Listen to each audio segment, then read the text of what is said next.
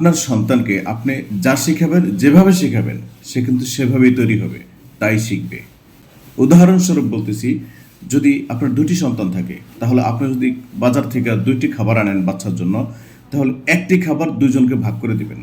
তাহলে দুই ভাই অথবা ভাই বোনের ভিতরে একটা মহব্বত সৃষ্টি হবে, একটা আন্তরিকতা সৃষ্টি হবে, এবং অন্যকে দিয়ে খাওয়ার একটা পরিবেশ তার ভিতরে সৃষ্টি হবে।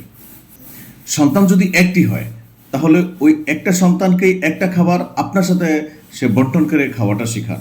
তাহলে যে বড় হলে যে একটা ভাই বোনের যে একটা বিবাদ সৃষ্টি হয় আমাদের সমাজের ভিতরে, আশা করি সেটা আর হবে না। আমরা যদি সবসময় প্রাতিষ্ঠানিক শিক্ষার দিকে তাকিয়ে থাকি যে আমরা শিক্ষা প্রতিষ্ঠানে পাঠাবো আর সেখান থেকেই শিখবে, না, এটা ভুল ধারণা। প্রতিষ্ঠান থেকে ওই প্রতিষ্ঠানেরটাই শিখবে, সমাজ থেকে সমাজেরটা শিখবে, কিন্তু পরিবার থেকে যেটা পাওয়ার কথা সেটা পরিবার থেকেই পেতে হবে। আর একটা সন্তানের, একটা বাচ্চার সবচেয়ে বড় শিক্ষক হলো তার মা বাবা, বিশেষ করে মা। মার সাথে সবসময় বাচ্চা থাকে, মা যেটা শিখাবে বাচ্চা সেটাই শিখবে।